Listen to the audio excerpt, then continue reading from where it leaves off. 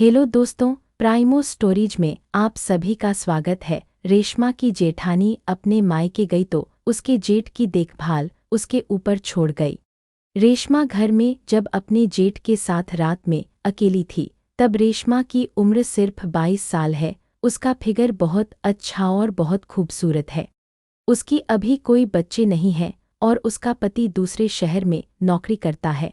Salary बहुत अच्छी ना होने की वजह से वे रेशमा को साथ लेकर नहीं गया, क्योंकि वे वहाँ दूसरे लड़कों के साथ शेयरिंग करके रहता है। वैसे तो रेशमा दिखने में बहुत ही खूबसूरत दिखती थी, लेकिन फिर भी अपने आप को संवारने पर बहुत ध्यान देती थी। वह अपने जेठजी माखनलाल और उसकी पत्नी नेहा के साथ लखनऊ में ही रहती थी।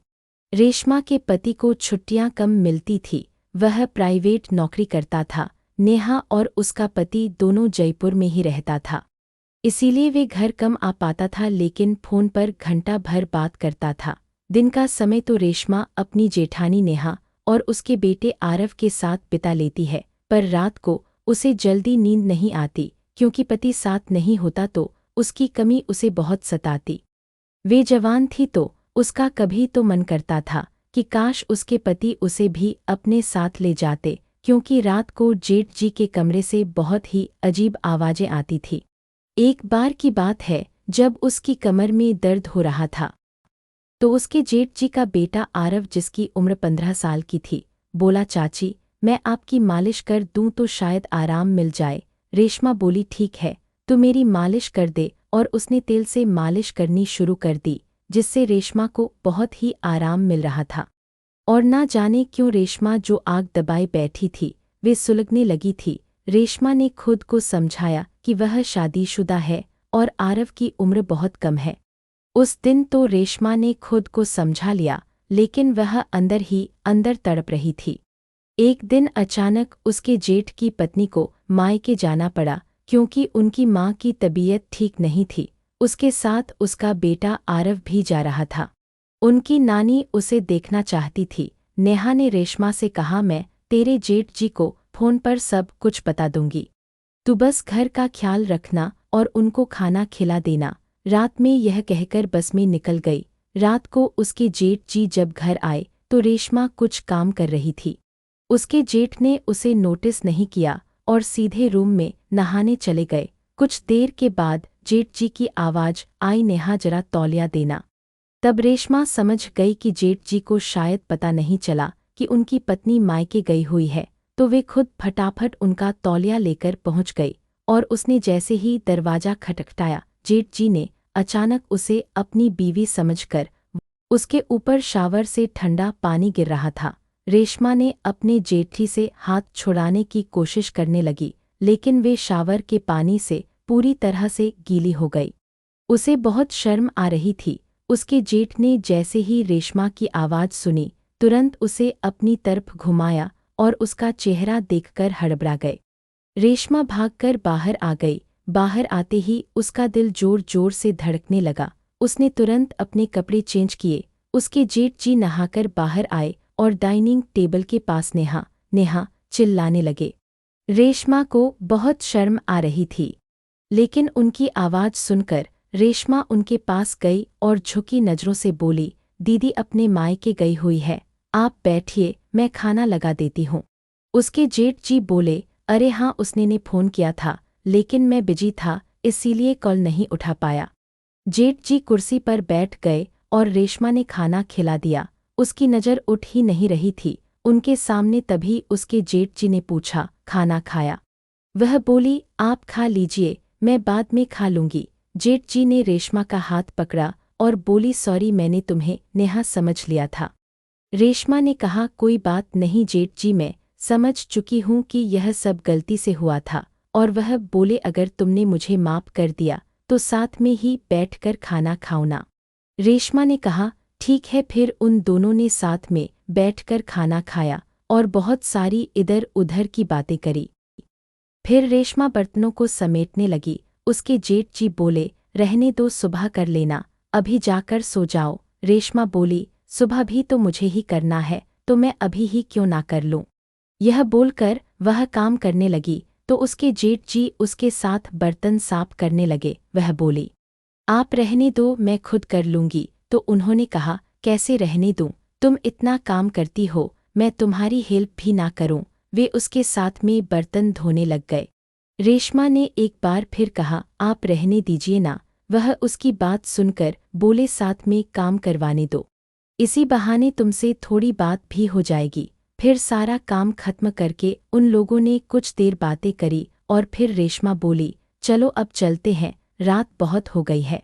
रेशमा का मन जाने का तो नहीं कर रहा था। जेठ जी को देखकर उसके दिल में कुछ कुछ हो रहा था। वे अनमाने मन से अपने कमरे में जाने लगी और उसके जेठ जी भी उसे गुड नाइट कहकर चले गए। सुबह रेशमा अपने जेठ जी के उठने से पहले ही सारा काम खत्म करके नाश्ता बनाने लग गई।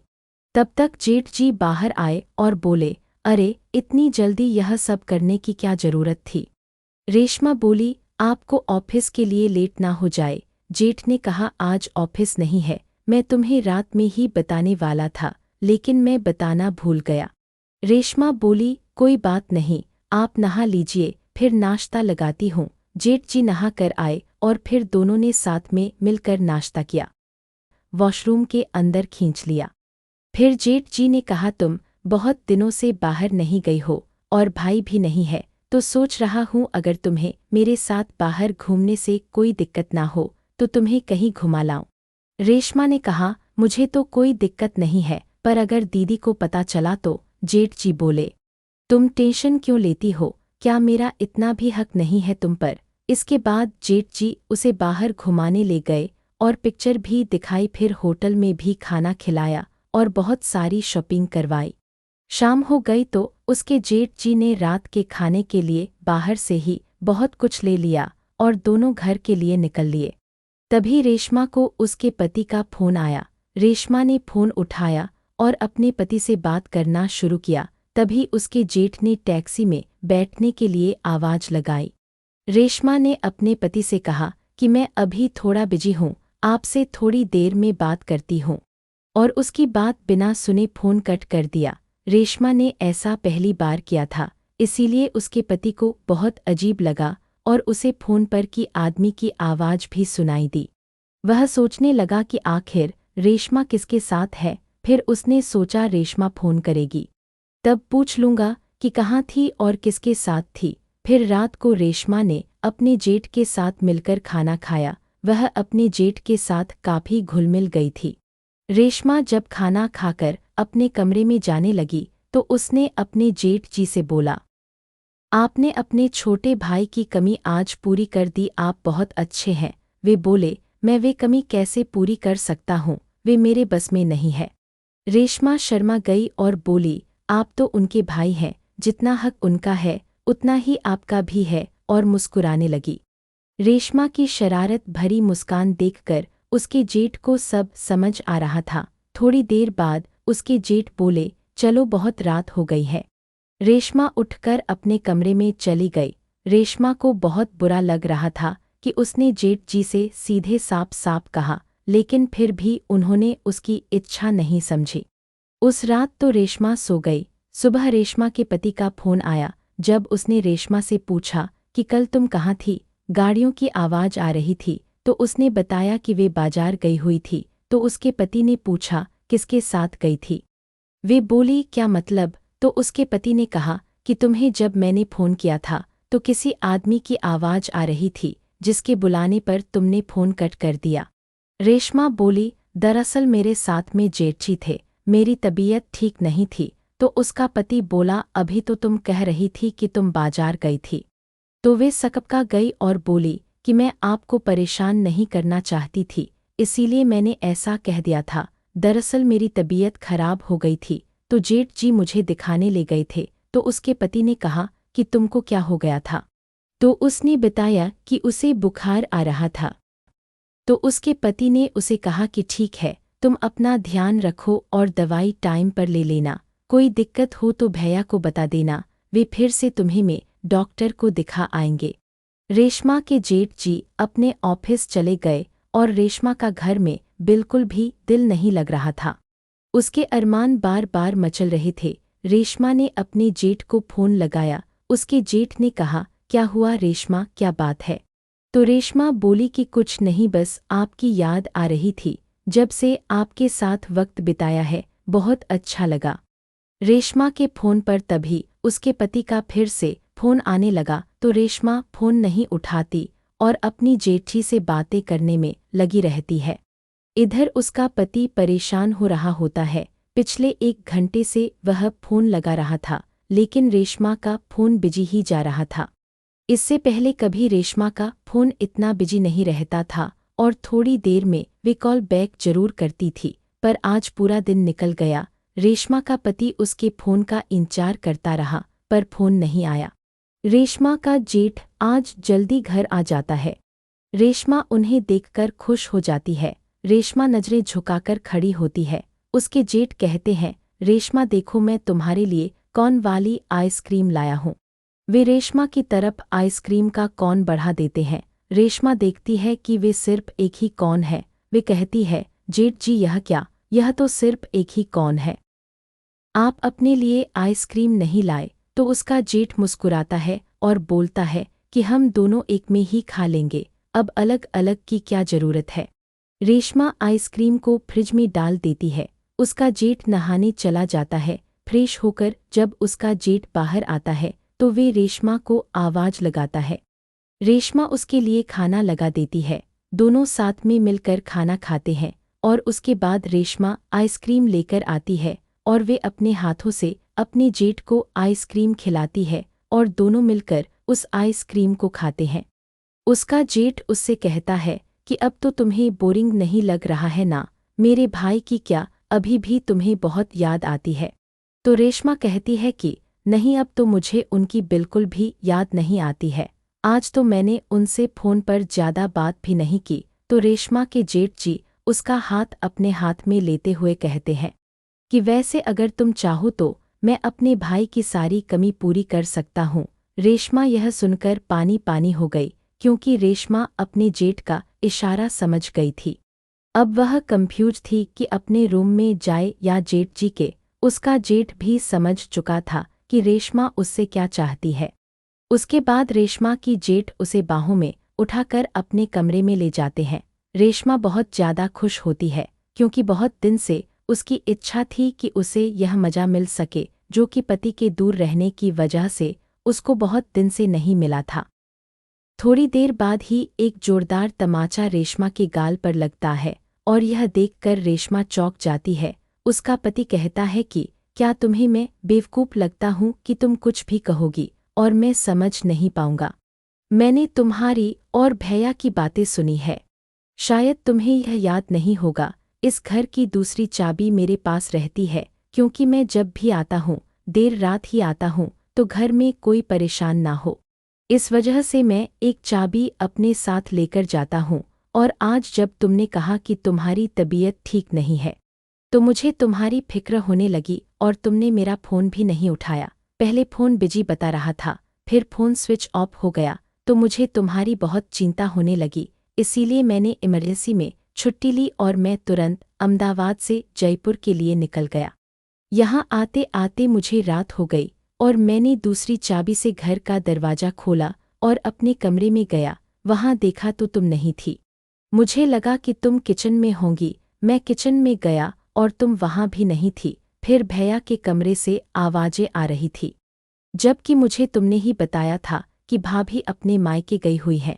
मुझे पहले लगा कि शायद तुम अंदर हो क्या, लेकिन फिर मेरा दिल नहीं माना तो मुझे लगा कि कहीं ऐसा तो नहीं कि तुम भी कहीं गई हो और भैया किसी लड़की को लेकर आए हो। यह सोचकर मुझे भाभी के लिए बहुत बुरा लगा। थोड़ी देर बाद ही एक जोरदार तमाचा रेशमा के गाल पर लगता है और यह देखकर रेशमा चौंक जाती है। उसका पति कहता है कि क्या तुम्हें मैं बेवकूफ़ लगता हूँ कि तुम कुछ भी कहोगी और मैं समझ नहीं पाऊंगा? मैंने तुम्हारी और भैया की बातें सुनी है। शायद तुम्हें यह याद नहीं होगा, इस घर की दूसरी चाबी मेरे पास रहती है क्योंकि मैं जब भी आता हूँ देर रात ही आता हूँ तो घर में कोई परेशान ना हो।